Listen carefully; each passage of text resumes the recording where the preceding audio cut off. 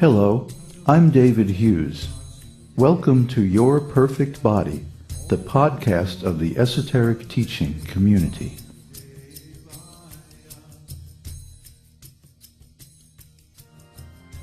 Today's selection is an essay entitled The Miracle of God's Love.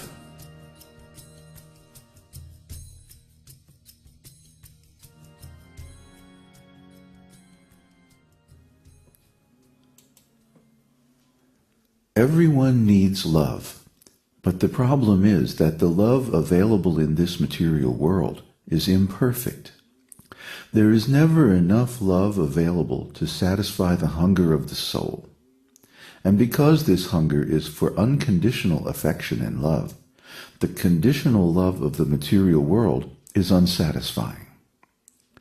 So the love of this material world is insufficient both in quantity and quality to satisfy the spirit soul. However, spiritual love is unlimited in quantity and perfectly unconditional. This spiritual love is available from only one source, the Supreme Personality of Godhead. When we revive our original relationship with Him, we find ourselves in an unlimited ocean of perfect, ecstatic spiritual love and affection.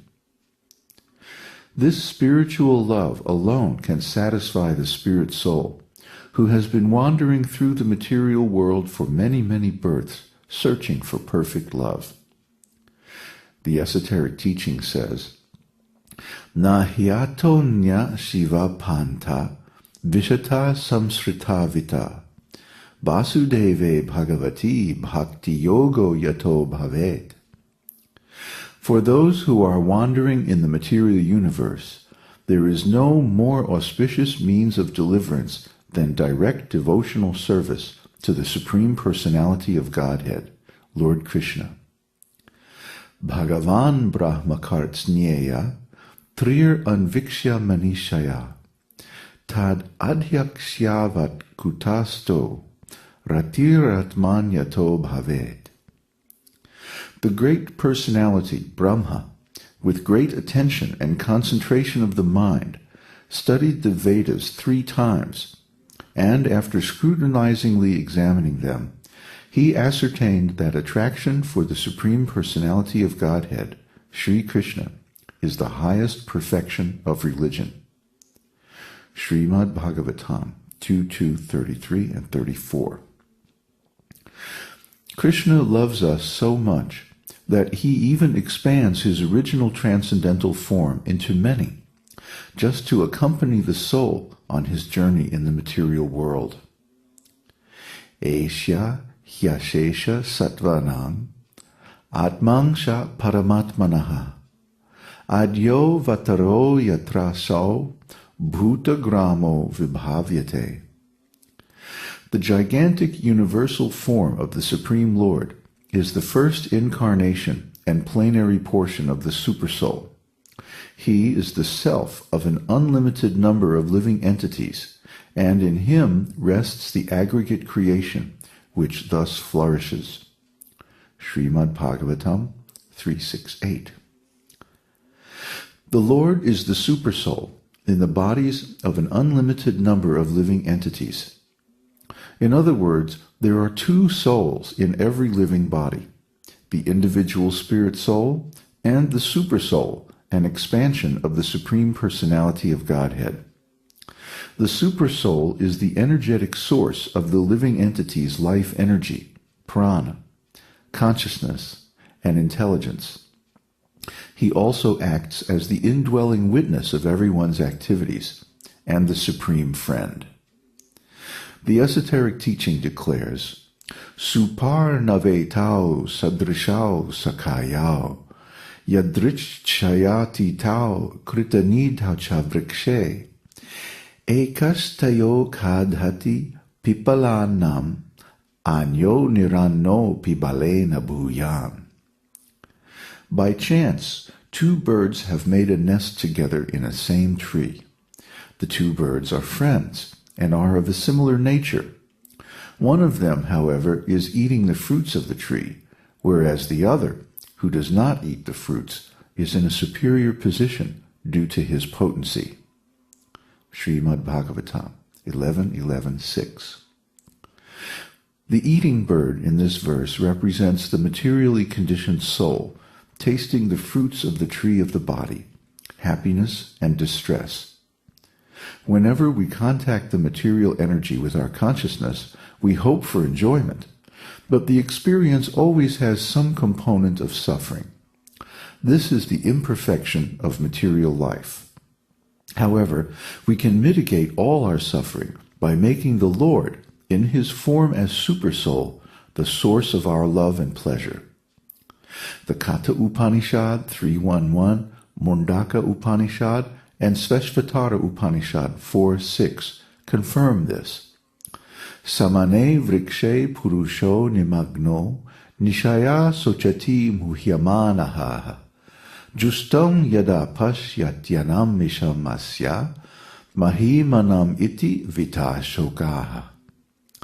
Although the two birds are in the same tree, the eating bird is fully engrossed with anxiety and moroseness as the enjoyer of the fruits of the tree. But if in some way or other he turns his face to his friend, the Lord, and knows his glories, at once the suffering bird becomes free from all anxieties.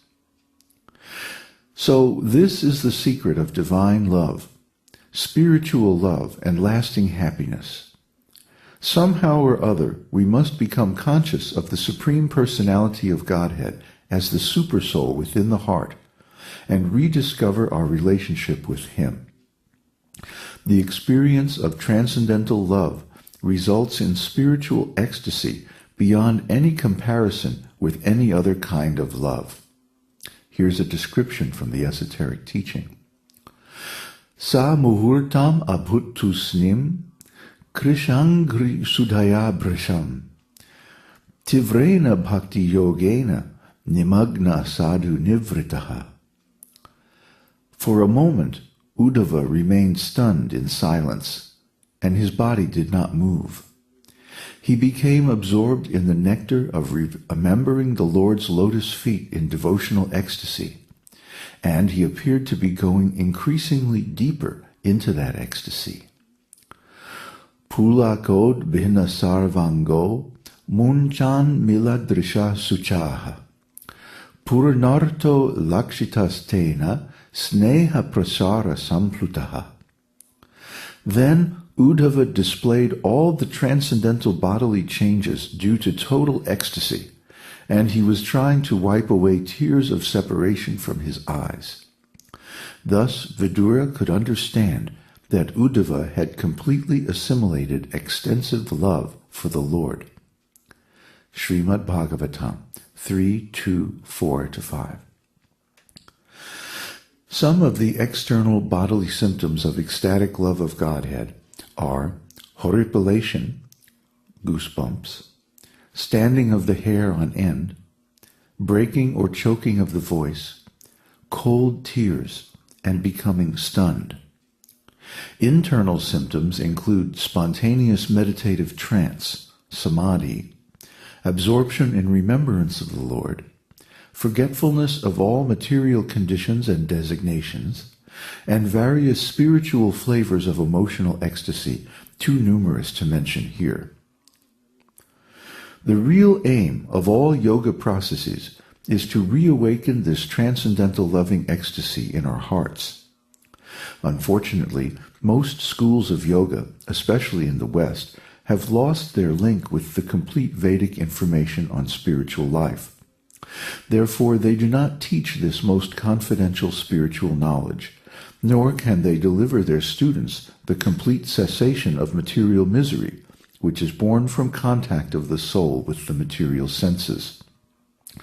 Only the esoteric teaching can guide the sincere student through the various pitfalls and distractions along the spiritual path to the actual goal, which is pure love of Godhead.